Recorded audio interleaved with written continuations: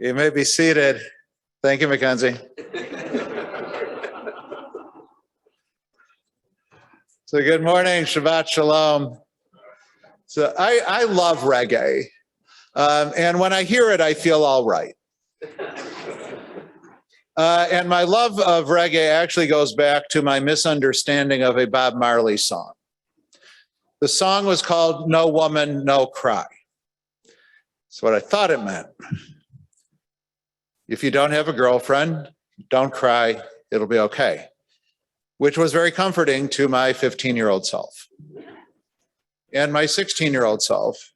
And my 17-year-old self was still relating. I'm not going to share any more than that, but you can kind of see where things are going.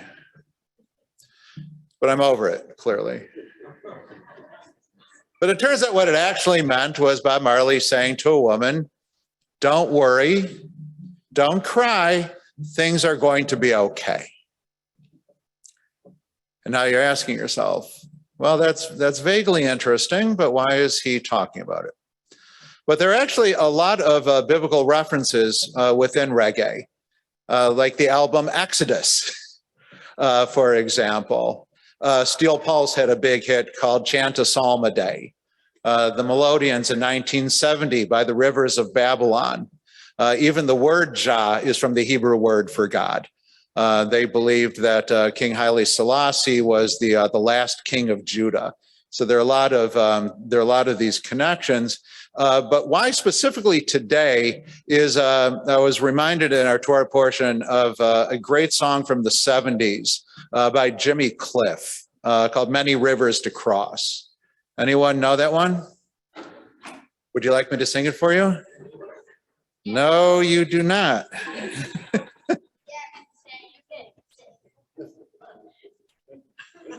Tempting, really, really tempting. If we do Shabbatioka, that's like karaoke on Shabbat. That was funny. I know. But the words of the Jimmy Cliff song, many rivers to cross, but I can't seem to find my way over. Wandering, I am lost. A lot of the Torah is trying to figure out what your river is and how to get across it. And today in the Torah portion, this is Moses telling the people that they're going to be crossing over the Jordan River. It says, "Vaya ki aviacha Adonai Elohecha el haaretz asher ata v'shama l'rishta v'natata et habracha al har grizim ve'et haklala al har eval halo hema be'ever har yardain acharei derech mavo hashemesh." When you go into the land, you're going to have to cross the Jordan and face everything that is there in order to achieve a good life, in order to find your way home, in order to find a way toward paradise. And there's a lot of imagery in the Torah. In fact, from the very beginning in the story of creation, that there is a river that flows out of Eden, and that it goes into several different branches. And so much of the story of the Torah is because of our selfishness, because of our lack of faith in God and faith in each other, we lose Eden. And we spend the rest of our lives sort of crossing the rivers, trying to figure out how to get back to the good place where we belong. By the way, not the Ted Danson good place. I don't know if you were surprised. I certainly was, but I digress.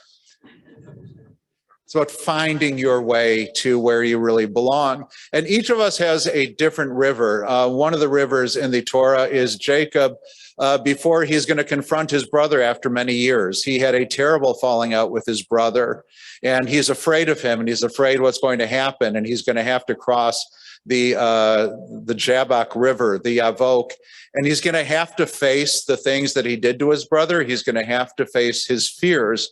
And he eventually does cross over that river, and it turns out that he and his brother were able to have a relationship, but it took Jacob having that courage to say, I did not do everything right by my family. I have to find a way now to do that.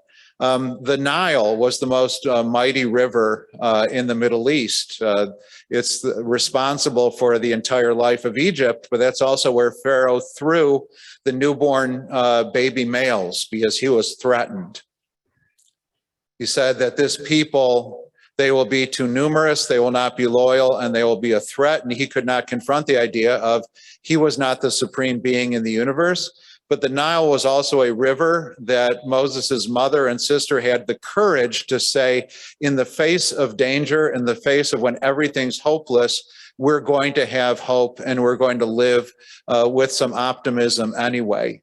The Red Sea, where the Pharaoh's army is chasing behind the people and they feel like they have nowhere to go.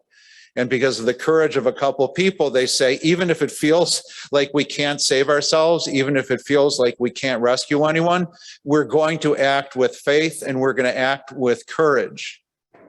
And think about in your life, where have you had to have courage where you think everything was lost, where the world was chasing you and was going to take you over? But you said, I'm going to live in a good way anyway. I'm going to live with some courage. And then the waters split and the people were able to go through. That maybe if you face your life with that kind of courage as well, maybe the waters will part for you as well. But that wasn't the end of the story. The people had one more river to cross, and that was the Jordan River. And, you know, anyone ever see the movie made about the crossing of the Jordan River? No one? Because it hasn't been made yet. Because in and of itself, it's not really interesting. The Jordan now in places, you can hop over it. Like it's about this big. I mean, it used to be a little bit bigger, but it's not a big, intimidating river in and of itself, but you still had to walk through. But there's a story in the book of Joshua that it still kind of parts for them. The Ark of the Covenant goes first, the waters open, and the people are able to go in. And the power of this image is that if you lead with your values and not with your fear, you can find your way back. You can find a way towards something good in your life. But if you lead with hate, and if you lead with fear, if you lead with blaming everyone else, even a tiny river, you're not going to make it past. And I think that it's a reminder to us that sometimes when it feels that everything is working against us and that maybe we should just give in, we should give up, say it doesn't matter anymore, there's nothing we can do. If we remember who we are, we can cross through the river. And I don't mean just on a national level or political. It might be that in your own family. We're heading toward the high holidays. We are 30 days away. And maybe there are people in your family that you need to walk toward, even if it feels like there's a barrier. And maybe there are people in your life you got to walk away from. And sometimes the path to liberation is going toward, and sometimes the path of liberation is a leaving. And this is the time where we try to figure out what that is. Because if we figure out what actually matters in our lives, if we figure out who are the people we want to take with us, then we can get through any barrier and make it back to the promised land. Shabbat Shalom.